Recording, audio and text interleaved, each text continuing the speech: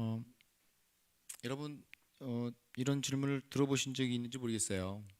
저는 가끔씩 듣습니다. 이런 질문을. 목사님, 부활이 정말 있습니까? 부활이 정말 있냐고 물어봐요. 정말 부활이 있어요? 이렇게 묻는 것입니다. 사람이 죽으면 끝 아닌가요?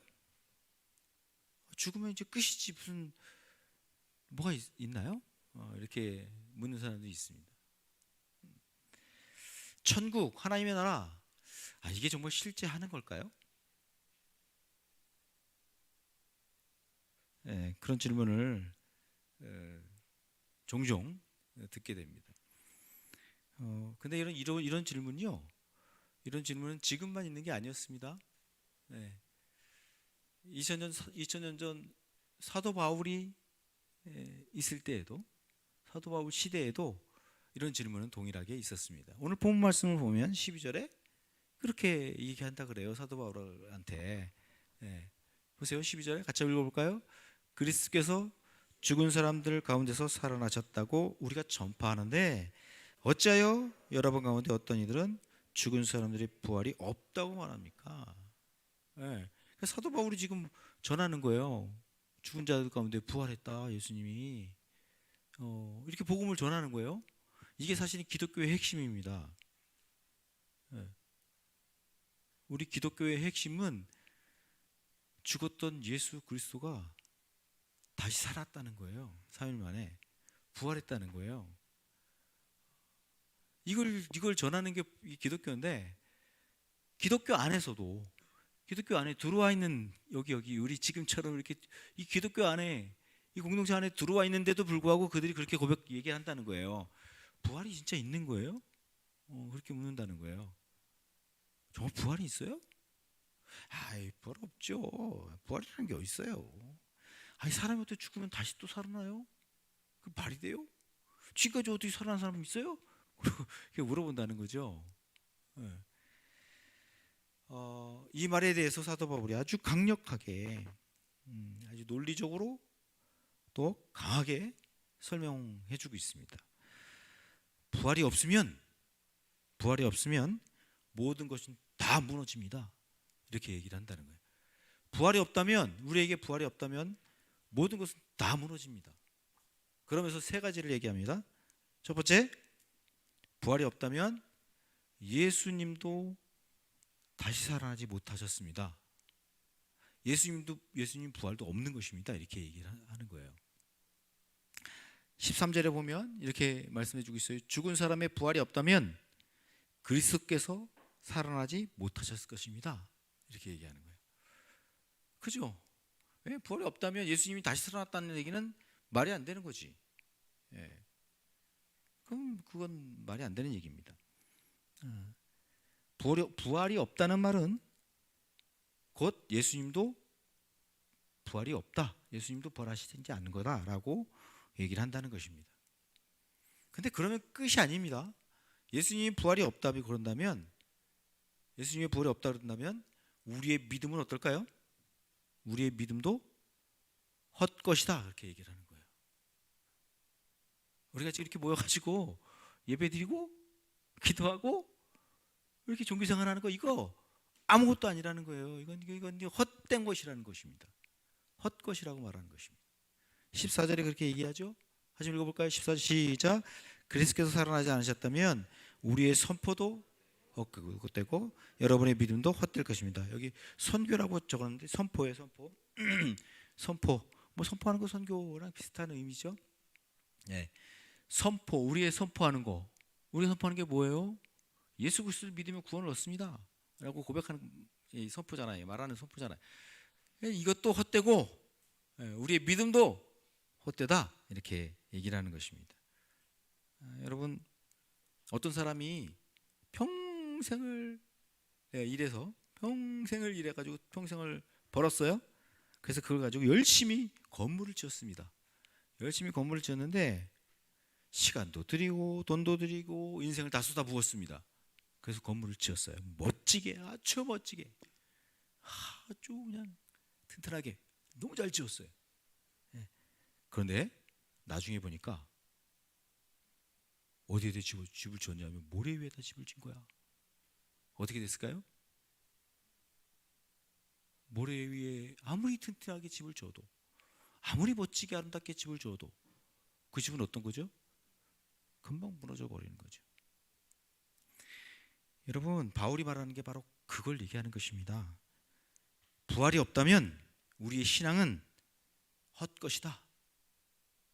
모래 위에 집은 집과 같은 것이다 라고 얘기를 하는 것입니다. 부활이 없다면 우리가 열심히 사는 그거, 우리가 열심히 신앙생활하는 거, 열심히 기도하고 열심히 예배드리고 열심히 성경 말씀 보고 열심히 전도하고 그 모든 게 한순간에 무너지는 거라고요.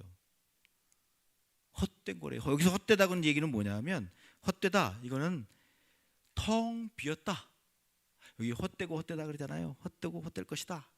믿음도 헛될 것이다 얘기하잖아요. 이 헛되다는 건 텅 빈 상태, 텅 빈 거다. 아무 의미가 없는 거다라고 얘기를 하는 거예요. 그러니까 여러분, 우리가 예배 드리는 거, 기도하는 거, 열심히 말씀 보고 전도하고 뭐 하는, 우리가 신앙생활 열심히 이거 하는 거, 모든 것이 다 의미 없는 일이라는 것입니다. 헛된 일이라는 거예요. 공허한 거예요. 텅 비어 있는 거예요. 그래서 여러분, 부활이 없다면 복음 자체는 거짓이라고 말합니다. 거짓이다. 그래서 여러분, 우리는 만약에 부활이 없다 그런다면, 우리 특히 우리가 아주 열심히 잘 믿는 우리들이 다 거짓된 사람들이에요. 거짓 증인으로 판명될 거다, 이렇게 사도 바울은 얘기를 해요. 누구보다도 우리가 거짓말쟁이들이에요. 우리가 하나님이 하시지도 않은 일들을 했다고 막 얘기하고 다니는 거니까. 그럼 아주 정말 거짓말쟁이 중에 거짓말쟁이들, 우리 그리스도인들이 그렇게 되는 것이죠. 그래서 사도 바울이 15절에 그렇게 말해요. 우리는 또한 하나님을 거짓되이 증언하는 자로 판명될 것입니다. 뭐가 없으면? 부활이 없으면. 부활이 없으면 누구보다도 우리가 거짓말쟁이라고, 저는 거짓말쟁이들, 그렇게 판명된다고 얘기를 하는 것입니다. 여러분, 우리는 지금 하나님이 하시지 않은 일들을 믿고 있다고 착각하고 있는 그런 것 같은 거라는 거예요. 부활을 믿지 않으면. 그래서 우리 신앙은요, 전체가 다 부활이 없다 그런다면 우리 신앙 전체는 다 무너지는 것입니다. 다 무너지게 되는 거라고, 된 것이라고 사도 바울은 우리에게 이해하고 있습니다. 그래서 여러분, 우리가 이 부분에서 좀 중요하게 생각해 봐야 돼요. 왜 그렇게 부활을 중요하게 여기는가? 왜 이렇게 부활을, 우리는 왜 이렇게 부활을 꽉 붙잡아야 되는가? 왜 이렇게 중요하게 강조하는가 하는 것과 함께, 그 부활이 하나님의 나라와는 무슨 상관이 있는 거, 무슨 연결이 있기에, 부활과 하나님의 나라는, 오늘 제가 부활 하나님의 나라라는 제목으로 여러분에게 설교로 말씀을 지금 하고 있는 것입니다. 부활이 하나님의 나라와는 무슨 관계가 있는 것인가 하는 것입니다. 그걸 오늘 제가 여러분과 함께 나누려고 하는데요. 여러분, 예수님의 부활은 단순히 한 사람이 다시 살아난 사건이 아닙니다. 우리는 그렇게 생각을 해요. 예수님이 다시 살아났다는 얘기구나. 단순히 그 얘기만 하는 게 아닙니다. 예수님이 부활하셨다는 사건은 하나님의 나라가 이 땅에 실제적으로 시작되었다는 선언인 것입니다. 부활은. 그러니까 예수님은 단순히 죽음을 이기고 사망을 이기고, 죄와 저주를 이기고 살아나신 그분, 단순히 그런 역사를 이루신 분이 아니고, 더 나아가서 새로운 세상의 왕으로 다시 살아나신 것입니다. 예수님의 부활은 그런 것입니다. 그래서 성경이 말하는 하나님의 나라, 그 하나님의 나라는요, 단순히 죽어서 가는 곳이 아니에요. 우리는 하나님의 나라, 천국, 그러면 뭐가 딱 생각이 나냐면, 죽어서 가는 곳, 그렇게 딱 생각하는 거예요. 우리는 천국, 하나님의 나라, 그러면 그거는 내가 죽으면 가는 곳이야, 이렇게 우리는 아주 너무 자연스럽게 생각을 우리는 하거든요. 그런데 하나님의 나라는요, 하나님이 다스리는 새 창조의 세계를 말씀하는 거예요. 하나님이 다스리는 새로운 세상, 그것을 하나님의 나라라고 얘기하는 것이라고요. 그 시작이 바로 예수님이 부활 사건이에요. 예수님이 부활하신 사건은 바로 그 시작을 알리는 거예요. 새로운 하나님의 나라가 이 땅에 임하였구나. 이제 이 땅에 임하여서 시작된 거구나 라는 것을 알리는 거라고요. 예수님의 부활이. 그래서 부활이 없다면 하나님의 나라도 없는 겁니다. 부활은 없어. 그러는 순간 나는 하나님의 나라 안 믿는 거예요. 하나님 나라 믿지 않는 거예요. 뭐 죽어서 뭐 천국 가는 천국, 그거는요 다른 종교에서도 얘기해요. 극락세계 다 얘기하잖아요. 별다를 게 없는 거예요. 그러면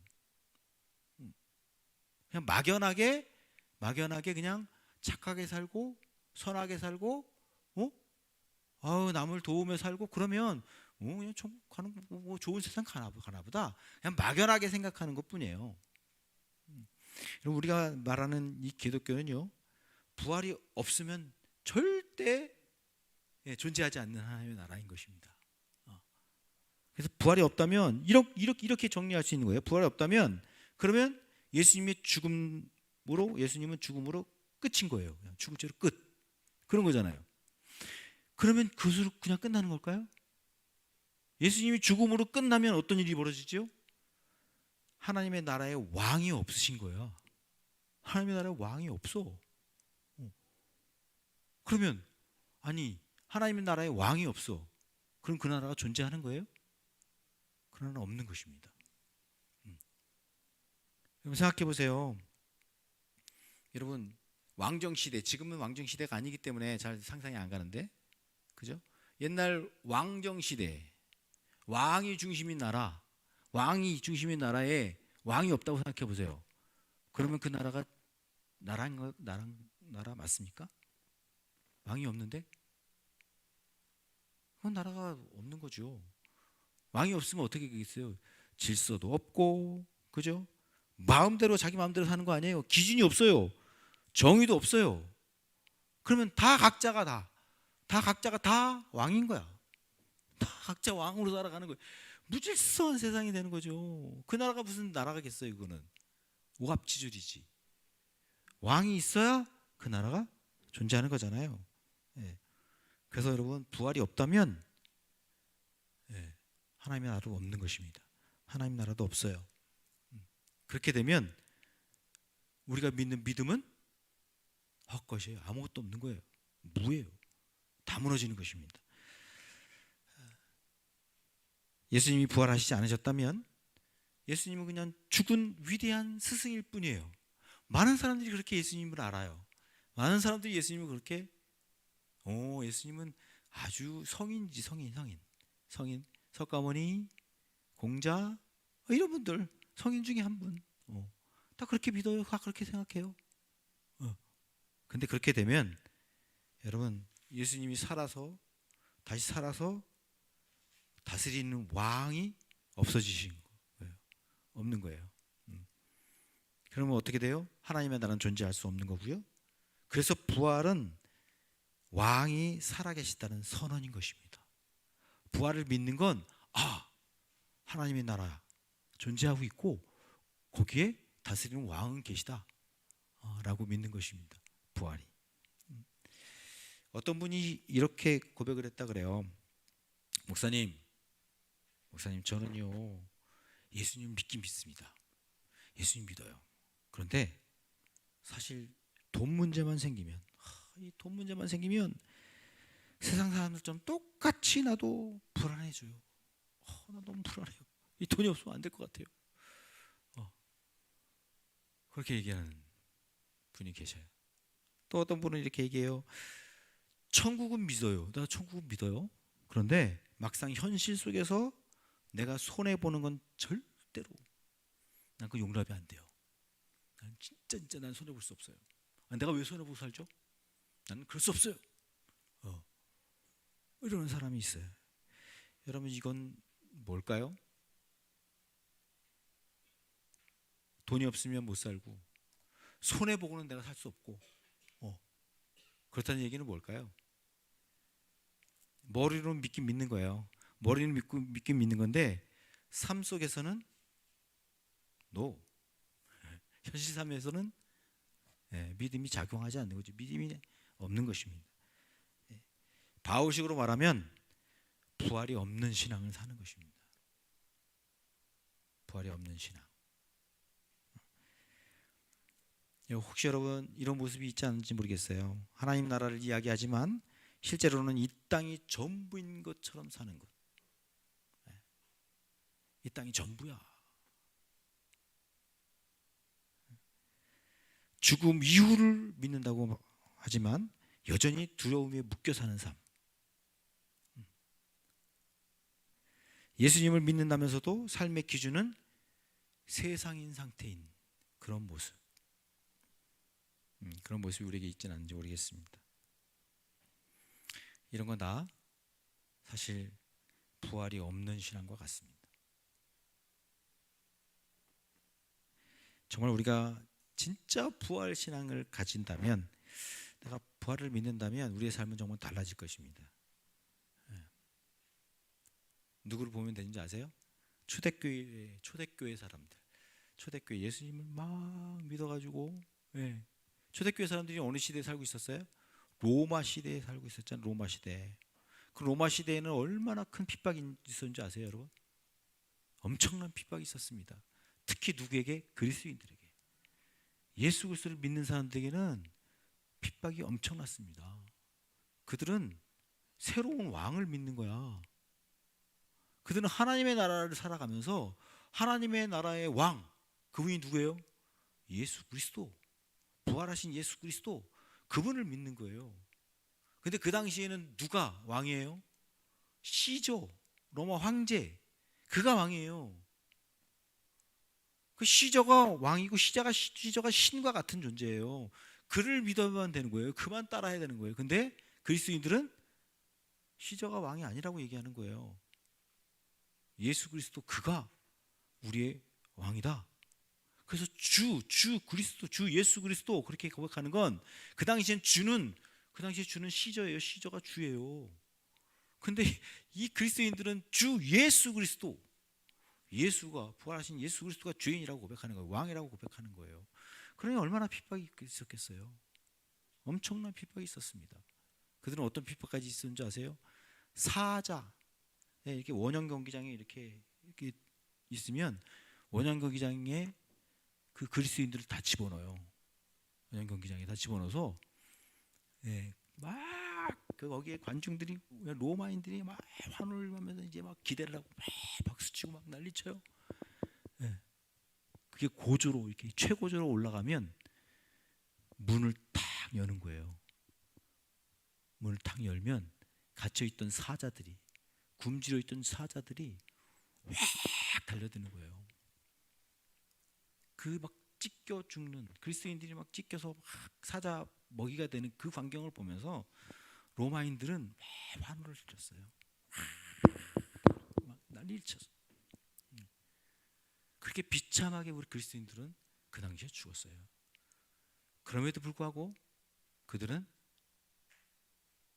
예수 그리스도, 그분이 주인이라고 찬양하면서, 서로 격려하면서, 위로하면서 사자 밥이 되기도 했습니다.